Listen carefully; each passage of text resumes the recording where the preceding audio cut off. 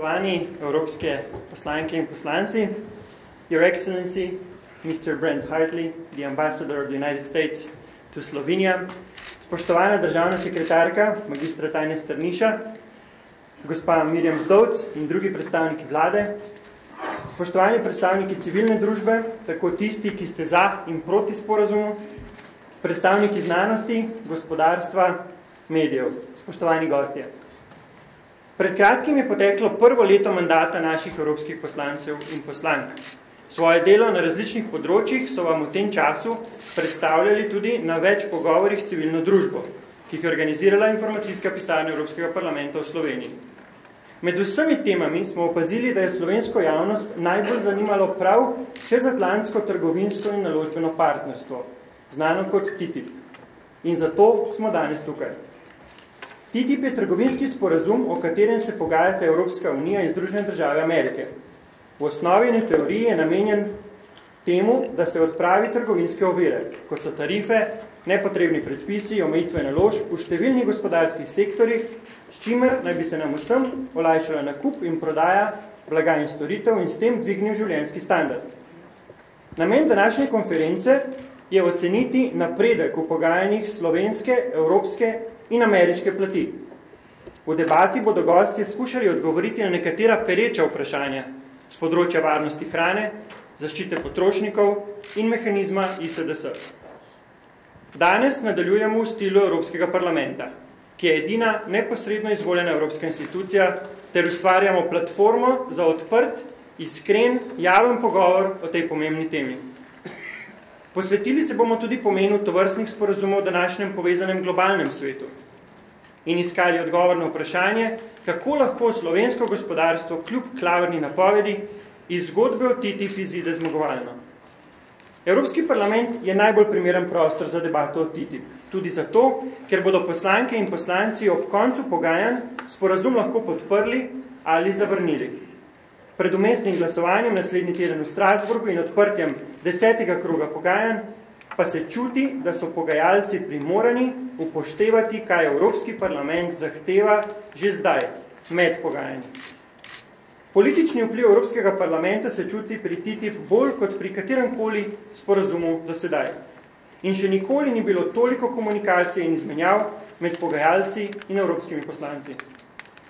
Evropske poslanke in poslanci, ki bodo danes predstavili tudi svoje stališča in iz prve roke osvetlili dogajanje o TTIP v Bruslju, zagotovo ne bodo sprejeli kakršnega koli sporazuma, ampak takega, ki bo dober za evropske, tudi slovenske državljane. Danes je priložnost, da k temu prispevamo. Gospa Natalija Švab, beseda je vaša. Hvala lepa, lepo pozdravljeni tudi v mojem imenu in dobrodošli vsi, ki ste prisotni danes tukaj z nami v dvorani. Naj pa povem, da debata vzporedno seveda poteka tudi na Twitterju, spremljajo Dejan Gorenc, hashtag oziroma značka konference pa je ep/TTIP. Tako da, če boste tweetali, jo seveda s pridom uporabljajte. No, zdaj bi pa pravzaprav po kakšnem ustaljenem protokolu sledil nagovor tistega, ki bi postavil uvodne teze konference, ji dal noto, ampak če pravijo, da TTIP ni navaden sporazum, potem bomo tudi mi začeli nekoliko drugače. 5-minutni uvodni nagovor smo zato prepustili Slovenkam in Slovencem. Kolega Blaž Garbajs se odpravi po ljubljanskih ulicah in ugotavljal, kako naklonjeni smo Slovenci sporazumu in kaj pravzaprav sploh vemo o njem. Pa prosim za videoposnetek.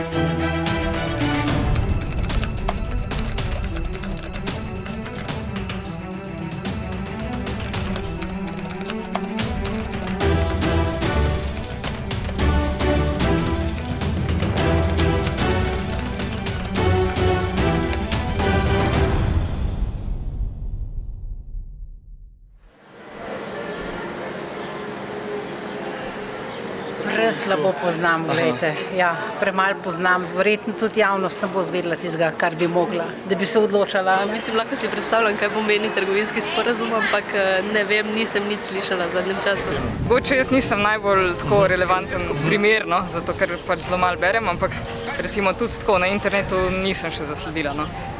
Tako da mogoče, ne vem, namerno malo skriva, ne vem. Pojman, ja. Meni je bilo samo super, da ne bi bilo carine več, da bi lahko naročili iz Amerike. Znam, da zelo malo vem, pa vem, da ni v redu. Ja. Veste, da ni v redu? Zelo, ker to je teror, ne? To je finančni teror. Da se mogoče prosta trgovina med ZDA pa Evropo, ne? Pa nekaj sem bral, da je pač nevarno zaradi gensko modificiranih izdelkov. Slišal sem, ampak iz samega začetka, kaj jaz vem, o tej ne vidim. Slabše nam je. Slabše je za samo sprostitev trgovine, je slabše za samo Republiko Slovenijo. Niti ne imam neko visoko izobrazbo, niti ne, samo logika mi govori, da sama ta povečana trgovinska razmena utrpali su nam slabšu robu za veću cenu i to je to. Sam slišal, gre za to, da bi korporacije bolj zaščitili, naj bi bilo to. In da potem države ne bi mogle pač tožiti te korporacije, oziroma če bi bilo kaj v tem smislu. Ne? Da bi skratka izgubljale tožbe proti korporacijam, no? Kar najbrž ni najboljše. Države še nekako ščitijo kukar tok prebivalstvo, korporacije pa sigurno ne. Velike korporacije hočejo prevzeti nadzor nad vsemi državami, posebno pa nad malimi in nas popolnoma ugonobiti. To se pravi, oni bodo prodajali lahko kakršnokoli hrano, s pesticidi škropljeno celo, pa ne boš imel možnosti ne pritožiti, ne urgirati absolutno nič. To se pravi, to je kriminal, če se bo to zgodilo, pa da bo naša država odnosila, da bo to dopuščeno. Pa sploh več ni nobene pravice na svetu. Pa trenutno so naši politiki, ne vidijo, ne vem kaj, samo kimajo. To se pravi, nažalost smo Slovenci brez hrbtenice. Menite v bistvu, da to ne bi bilo v boje stransko korist ZDA in Evropske unije? Kje pa, izključno za ZDA. Izključno. Še več raka in raznih bolezni bo, kupiti boš moral to, če boš hotel kaj v London, kakršne koli bo, pa na drugi strani pa lahko bojo pa tudi navili cene, kakor se jim bo zdelo. Za nič kvaliteta pa drago plačati. Prva zadeva, ki je tukaj pri teh pogajanjih mogoče nekako nejasna, je, da bomo naenkrat. Saj zdi se, da bomo naenkrat nekaj sprejeli. Mogoče bi bilo treba začeti na določeni panogi, na določenem segmentu, poenotiti trg, pa da vidimo potem, če to deluje. Človek dobi občutek, kakor da je ta sporazum odloča o tem, ali kot Evropa obstanemo ali ne. Oziroma, da za naše preživetje moramo sprejeti ta sporazum. Začeli smo samo z eno opcijo. In sedaj to opcijo brusimo, ampak zdi se, da je ne bomo mogli zbrusiti. Mogoče bi bilo, vsaj po mojem mnenju, treba iti pogledati tudi na kitajsko in rusko stran. In mislim, da bi tukaj lahko tudi Slovenija nek svoj adut pokazala v tem, da bi lahko bila pobudnik tega, da približevanja z Rusijo. Je pa to vedno dvorezen meč, ker trenutno se zdi, da se pač širi neka fobija pred Rusijo v Evropi nasplošno in v družbi. Potem, kaj sem slišal, pač gre mimo pač držav, nekako se menijo določeni ljudje, ne. Tako da sem proti.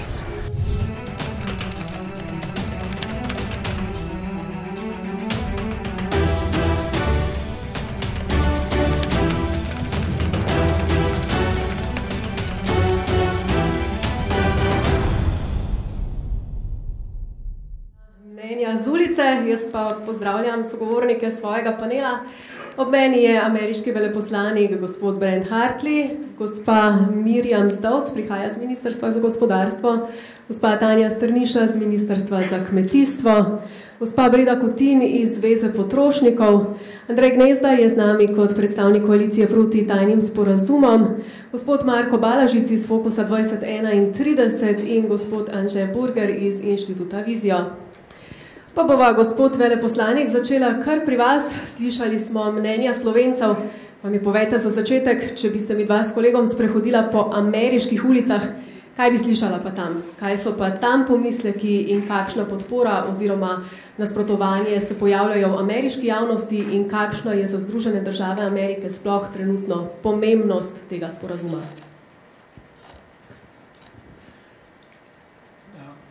Hvala lepa, dober dan. And for the record, I'd like it noted I'm wearing a blue suit today. Left my black suit at home.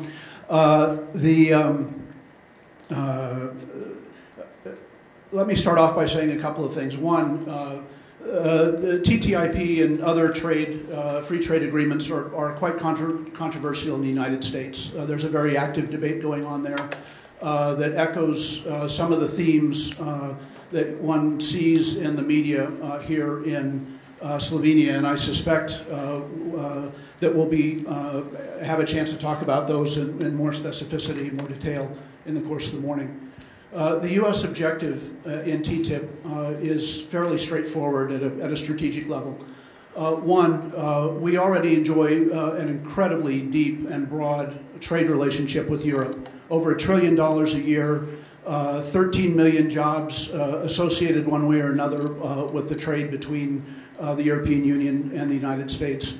But there are still barriers that remain that block new opportunities for prosperity on both sides of the Atlantic. So our objective in our negotiations with the European Commission negotiators representing the European Union is to look for ways to eliminate remaining tariff barriers, but also, and more importantly, to look for ways to remove or diminish non-tariff barriers, such as some kind of mutual recognition of regulations and standards. The second broad objective that we have in TTIP is in fact strategic. The United States and Europe, European Union, currently sustain the highest standards in the world for food safety, pharmaceutical safety, labor, environment standards. When you compare what we in the United States do with what the what the European Union does in the way of maintaining and advancing these standards, they're the highest in the world. But as noted, we're in a globalizing world, and there are other trends, other forces in globalization that would seek to advance lower standards. Different standards, lower standards, not only in terms of things like food safety, pharmaceuticals, labor, environment, all of that, but also in terms of how rule of law is applied to investors and business people. And we think that and I think there's a broad view within the European Union, that if we work together, we can not only protect the high standards that we enjoy on both sides of the Atlantic, but that we can set the bar, we can set the standard for the rest of the world, bring the world up rather than our being obliged in some way, forced in some way to accept lower standards. So when we work together, as we've seen in so many areas, security, other economic issues, political issues, human rights issues, when the U.S. and Europe works together, we're stronger together. How much more time? Is that enough? All right. A lot more to say, but we'll get to that in the course of the meeting. Thank you. Pa se lahko nadaljujeva kar z vami, gospod Hartley. Gospod Hartley, vprašanje za vas še eno, no? Ste bili v Združenih državah Amerike kaj negativno morda presenečeni nad negativnim odzivom evropske javnosti, ko se je razplantela debata o TTIP-u? Na eni strani je govora o nekem zgodovinskem zavezništvu med obema partnericama, po drugi strani pa se pogosto, recimo prav Slovenija, uvršča v sam vrh lestvic držav, kjer vlada zadržanost do Združenih držav. A skuša vaša država tudi na tem področju nekako popraviti vtis, bova rekla, čeprav morda ni najboljši izraz? Well, thank you for that. Well, I guess 2 points on this. One, I think there are many misconceptions not only in Slovenia but throughout Europe and including in the United States as to what TTIP is and is not. And I think we, on the U.S. side as well as on the side of European Commission and European governments need to do more to clarify what exactly is on the table and is not. From a U.S. perspective, as I mentioned before, what we are looking to do is we are looking for a win-win agreement. Reducing tariff barriers, reducing non-tariff barriers, finding provisions that will support the engagement of small and medium enterprises in export activities, and to set a global standard for the safety and the security of our citizens. What the TTIP is not, and I may be anticipating a little bit here some of the issues that may come up, the TTIP will not force Europeans or Americans to eat food that they don't want to eat. We want a level playing field. We want to give consumers choices. But I can assure you, if we get a TTIP agreement, I will not be following you around on the street with a fork full of GMO food, if that's your concern. That's not going to happen. Second, TTIP will not undercut the right of governments to regulate in the public interest. If a government decides that it, or if the EU decides that it needs to regulate in some way, there's nothing in TTIP that's going to stop that. And in fact, the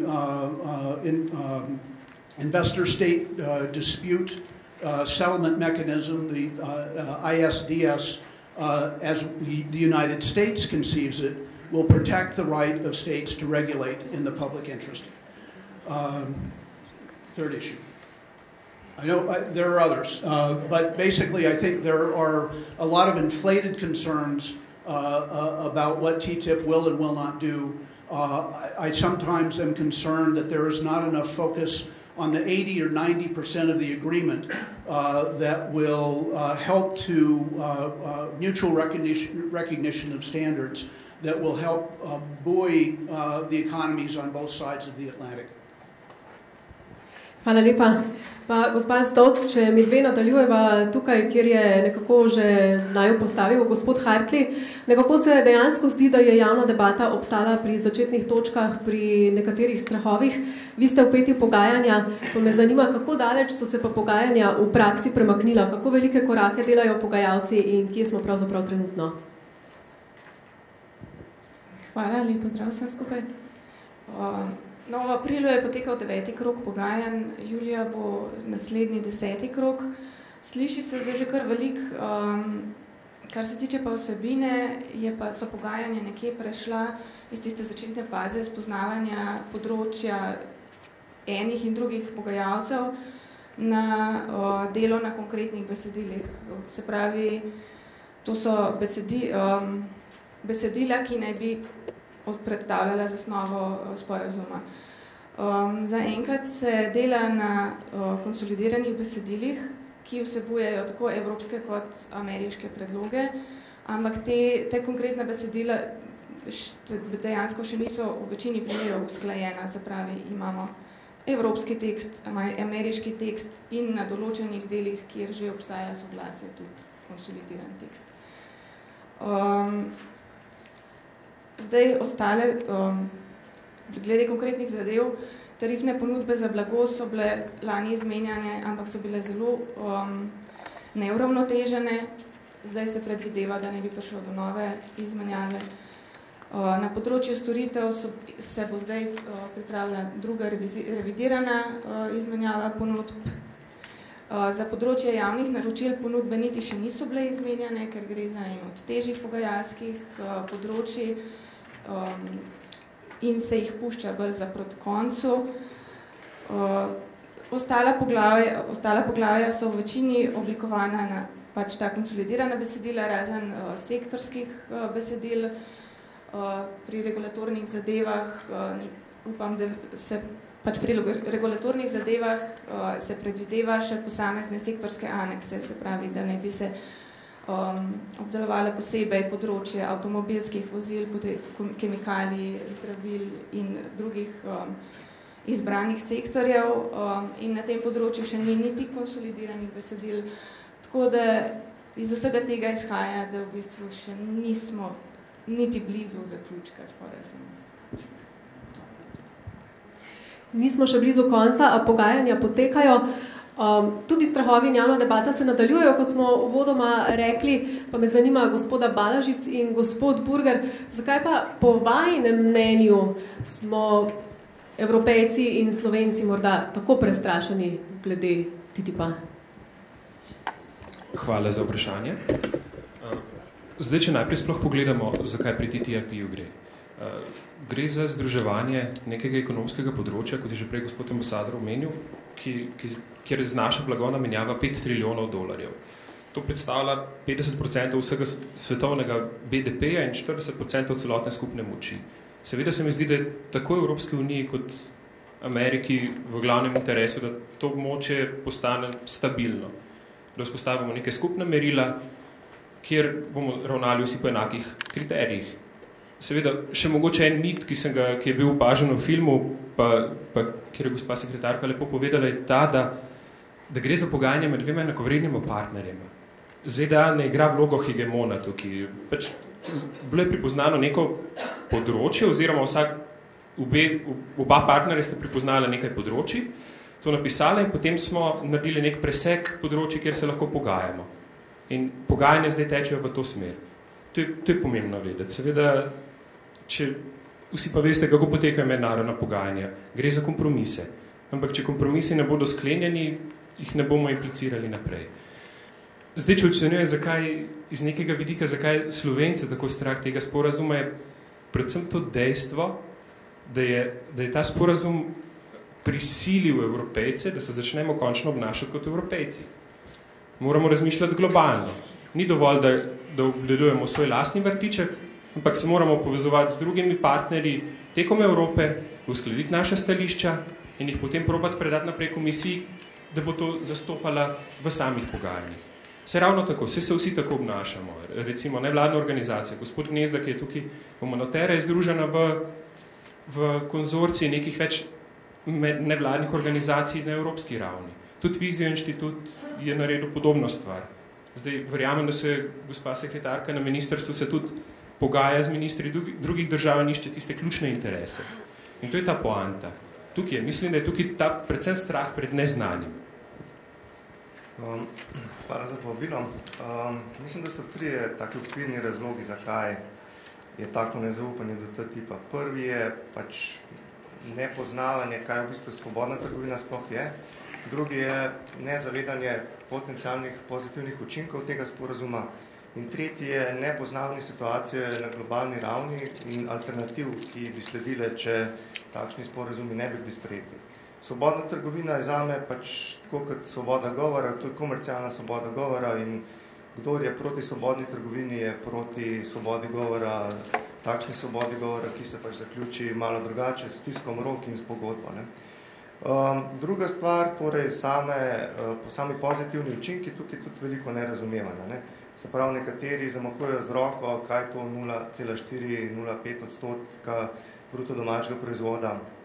Ampak vam moram povedati, recimo, če primerjate Avstrijo in Jugoslavijo od leta 50 do leta 1990, je bila razlika v stopnjah rasti med tema dvema državama samo 0,6 odstotne točke, ampak kumulativno teh 0,6 odstotne točke privede do 3,5-krat večjega standarda v Avstriji kot pa v Jugoslaviji leta 1990. Tako da treba gledati dolgoročne učinke. Pozablja se tudi na učinke, ki bi sledile iz večje izbire. Ekonomisti, kot sta Finstra, Weinstein, Broden, Weinstein, so ocenili, da ti znašajo tudi kar nekaj odstotkov bruto domačega proizvoda in imamo večjo izbiro. Potem, kar se tiče pa alternativ, se pa potrebno zavedati, da se tukaj na globalni ravni sklepajo močni trgovinski sporazumi, na drugi strani ameriške celine, na pacifiški strani, tukaj so v teku kar 3 prostotrgovinski sporazumi in alternativa, če se ne povežemo močneje z ZDA, je slaba. Hvala lepa. No, TTIP seveda strahov ne sproža, samo pri nas nismo Slovenci edini, glede na podatke Eurobarometra so med najbolj zadržanimi Nemci, Avstrijci, Luksemburžani in Francozi. Na enem bregu imamo tako številne organizacije, ki izdajajo že skoraj apokaliptična svarila, no, na drugi strani pa Evropsko komisijo, ki pravi, to je naša priložnost, pa si poglejmo naslednji prispevek.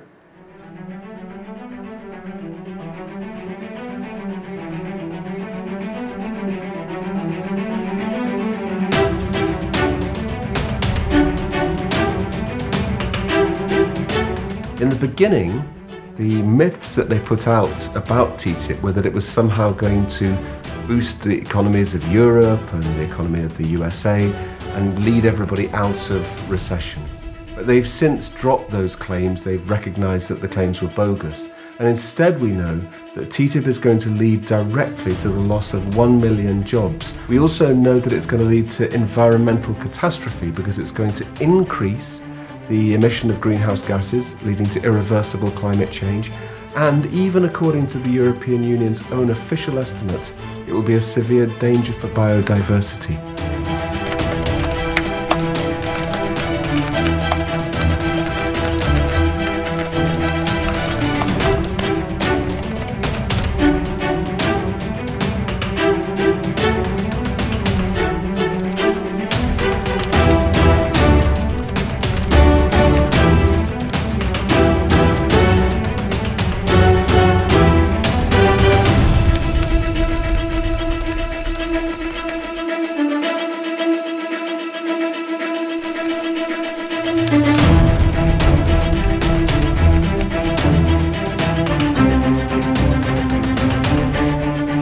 TTIP is not your traditional trade deal which we saw in the 20th century, where you have negotiations around tariffs at the border. So one side will drop their tariff on coffee imports, the other will drop their tariff on steel imports. The tariff levels between the European Union and the USA are already at minimal levels.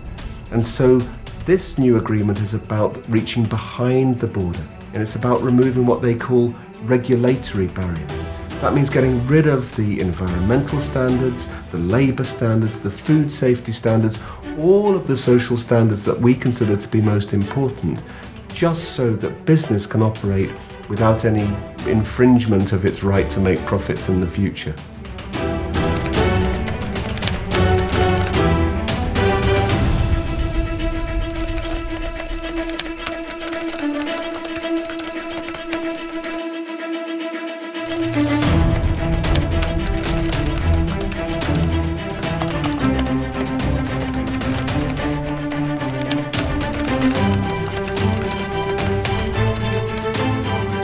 The second pillar of TTIP is privatisation.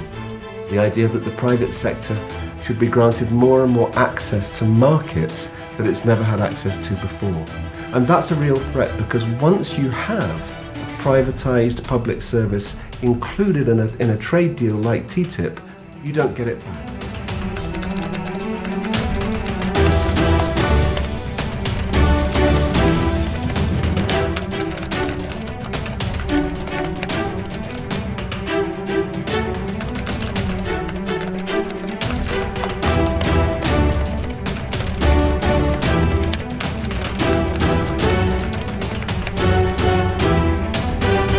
And the third pillar is perhaps the most controversial, the most outrageous. It's the introduction of these new corporate courts under what's called the Investor State Dispute Settlement Mechanism, ISDS. And this means that US corporations for the first time will get the opportunity to be able to sue European governments in their own separate judicial system, available only to them, if there's any sense that a public policy introduced in one of those countries will undermine the profits of the US corporations.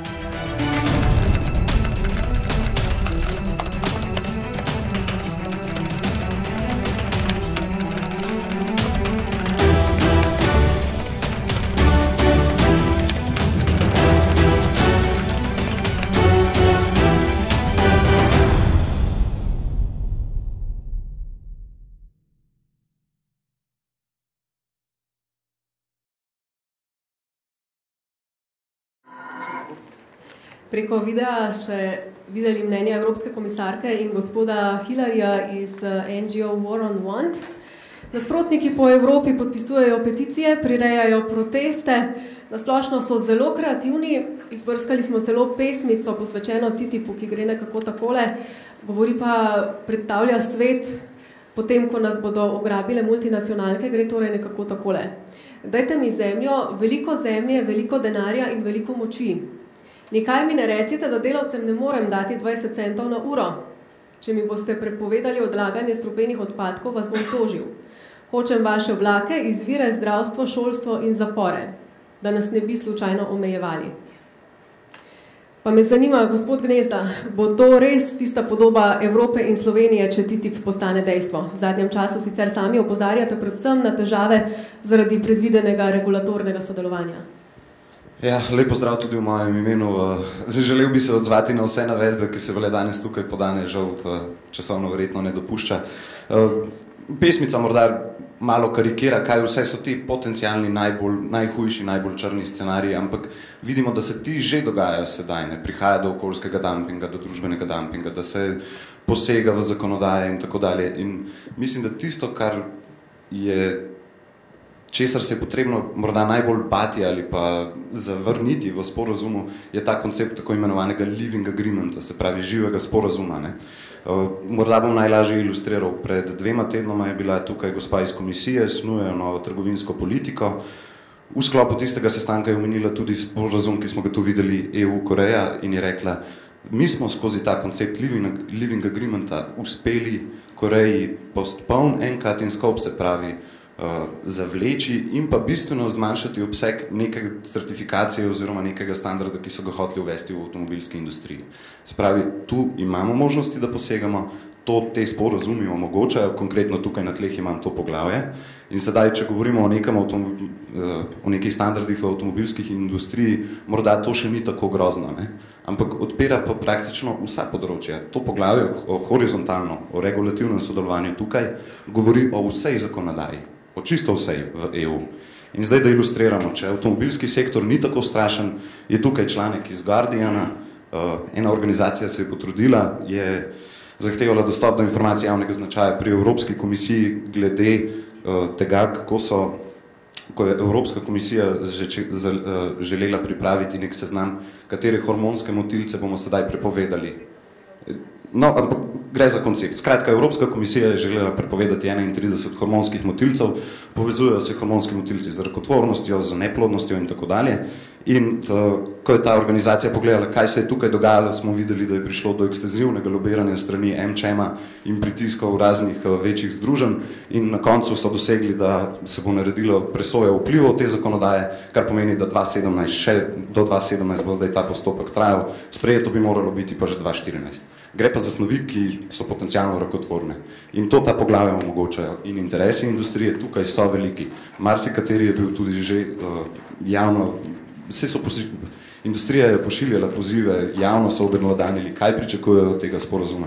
Tako da mislim, da je to ena izmed najbolj bistvenih težav tega sporazuma, glede katere moramo biti zelo previdni oziroma jo v celoti zavrniti. Preprosto to ne gre, da se odpre vsa zakonodaja in da lahko kadarkoli, kakršnekoli komentarje podajajo, postopkovno zavlačujejo, preprečujejo sprejem novih zakonov. To ni sprejemljivo.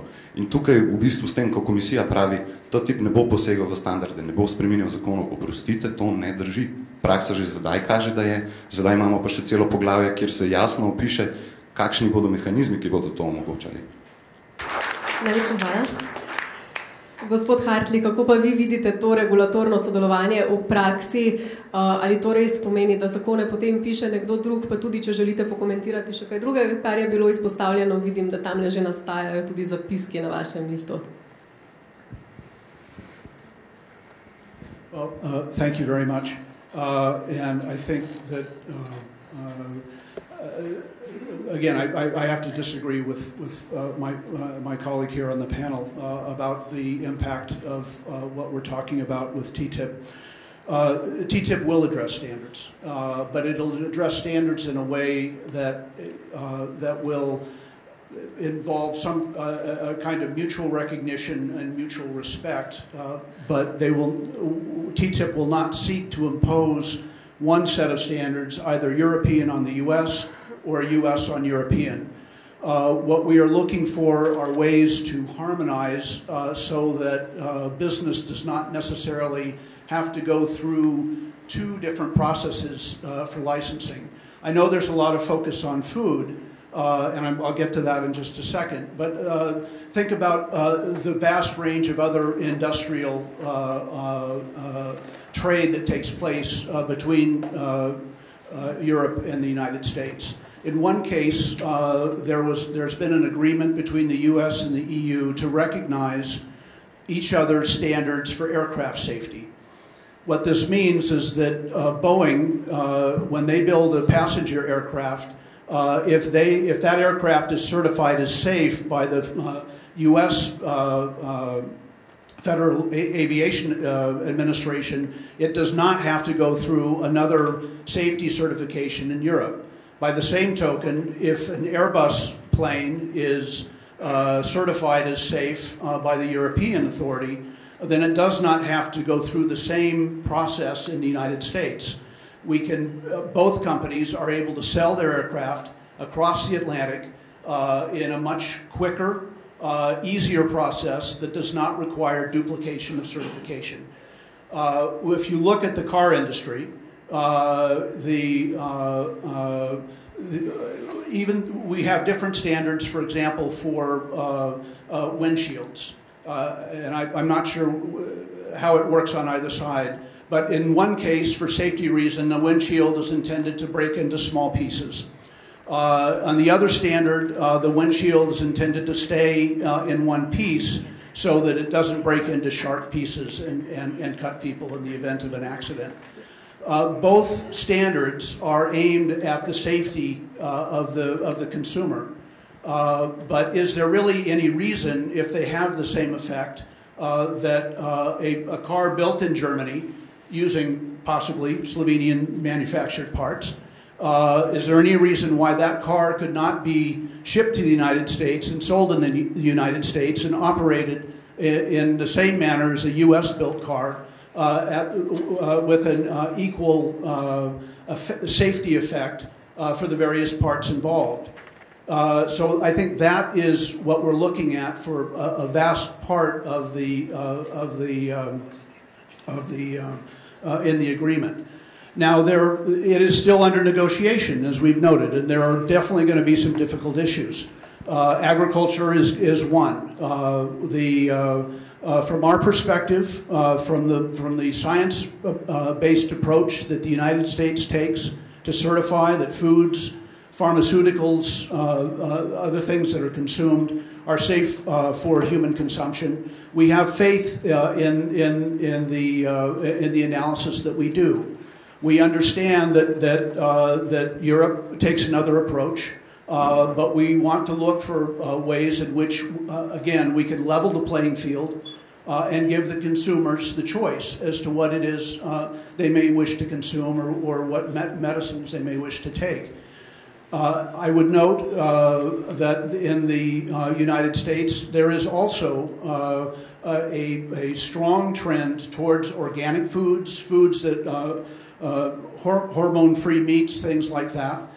In fact, there are nationwide supermarket chains that specialize specifically in selling, marketing that kind of those kinds of foodstuffs. Your So, Excellency, that chain is only for the rich, whereas multiple federal states are prohibiting, the legislature is prohibiting to label GMO foods. So please. well, the labeling is a different issue, and Vprašanja iz občinstva bomo sprejemali kasneje, prosim za medklice, da jih torej prihranite za takrat, no, za čas, ki bo namenjen vprašanjem. The fact remains that it's happening, and we can get into some of the details about the access for people with who are less well off, but there are mechanisms that address that as well. But the fact is that American agriculture is a very complex market. But by the same token, there would be a demand, I would expect, in the United States for the kinds of food products that are produced in Europe that are now not able to come into the United States because of our own phytosanitary standards. If we can find a way that will make it possible for both sides to try to take advantage of the market opportunities on both sides of the Atlantic, then farmers and food producers on both sides of the Atlantic can benefit. Hvala lepa. Gospa Strniša, kot smo prečisto na začetku videli, pristojna Evropska komisarka pravi, da se debata pogosto vrti okoli težav, ki jih pravzaprav ni oziroma jih ni več. Veliko tistega, kar je še vedno središče debate, kot tudi zdaj vidimo, je prav področje prehranske varnosti. Celo kmetijski minister Dejan Židan pravi, če bi se o TTIP pogovarjali brez kmetijstva, bi bil sprejet veliko hitreje. Kam so se pogajanja premaknila na tem področju? Je debata o GSO, kloriranih piščancih, pa vsem, kar smo danes že slišali, še vedno upravičena oziroma, če lahko naredimo korak dalje, katera so zdaj tista vprašanja, na katera biste morali, ko govorimo o TTIP in prehranski varnosti in kmetijstvu, osredotočati zdaj? Najprej lep pozdrav tudi v mojem imenu. Torej se strinjam s to ugotovitvijo, da je področje varne hrane eno ključnih področjih sporazuma, namreč to vprašanje zadeva vsakega slehernega državljanja. Mi smo tudi v začetni anketi videli, da pravzaprav da tudi Slovenci nimajo prav dosti informacij o tem, kaj ta sporazum prinaša, imajo pa neko idejo, da je to nevarno z vidika standardov varne hrane. In tukaj je nujno tudi povedati, kot ste vi rekli, kaj drži in kaj ne drži. In pogledajte, prav to medsebojno priznavanje standardov ali pa zakonodaje lahko pomeni dvoje, pa se ustavimo najprej pri gensko spremenjenih organizmih, ki so neko vprašanje, ki je v celi Evropi zelo občutljivo in problematično, ne samo v Sloveniji. Vemo, da smo Slovenci zelo konzervativni in zadržani in odklonilni, ampak to nisem primer v Sloveniji. Na zadnjem glasovanju v Evropski uniji lani spomladi, ko je šlo za odobritev novega gensko spremenjenega organizma za promet oziroma za gojenje v Evropski uniji, je bilo samo 5 držav za članica. Se pravi, to je vprašanje, ki mu je treba posvetiti veliko pozornosti. In tukaj imamo na 3 področjih bistvene razlike z ameriško zakonodajo in prakso. Jaz se strinjam, da so na obeh straneh Atlantika visoki standardi, vendar je treba povedati, da so standardi varne hrane v Evropski uniji bistveno višji kot v ZDA. Pri gensko spremenjenih organizmih je že sam postopek odobritve gensko spremenjenega organizma, bodisi za gojenje ali pa za promet, bistveno bolj zahtevan v Evropski uniji, kar nas zadnje kaže tudi podatek, da je v Evropski uniji za promet odobrenih trenutno ima dovoljenje 52 gensko spremenjenih produktov, živil oziroma proizvodov, na ameriški strani 3-krat več. Če pa na celem svetu je pa skoraj 400 organizmov odobrenih, se pravi, oboje imamo visoke standarde, vendarle v Evropi bistveno više. Drugo je, kar se tiče označevanja gensko spremenjenih organizmov. Drži, da jih v ZDA ni potrebno posebej označevati, medtem ko v Evropi mora biti vsak produkt označen. In še tretje, v teh pogajanjih je pač neko izhodišče, da se EU obravnava kot enoten teritorij, kar pa za gensko spremenjene organizme ne more veljati. Zdaj je Evropska unija sprejela direktivo, po kateri je možno prepovedati gojenje ob določenih razlogih gensko spremenjenih organizmih in gensko spremenjenih organizmov in recimo države, ki se bojo za to prepoved odločile,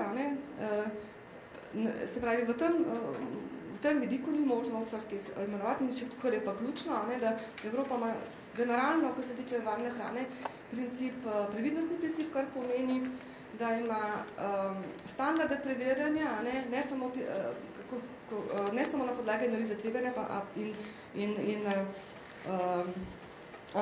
skratka, veliko bolj se hoče prepričati, preden neko zadevo moderno tehnologijo odobri, kot je to stvar na ameriški strani. Se pravi, po mojem mnenju je možno pač v pogovorih doseči napredek, če bo ameriška stran to upoštevala, se pravi, ne kot medsebojno priznavanje. Jaz razumem, da ta stavek, kot ga je komisarka tudi povedala, ali pa tudi veleposlanik, se pravi, na evropski trg je ključno, da ne prihajajo standardi, ki so proizvedeni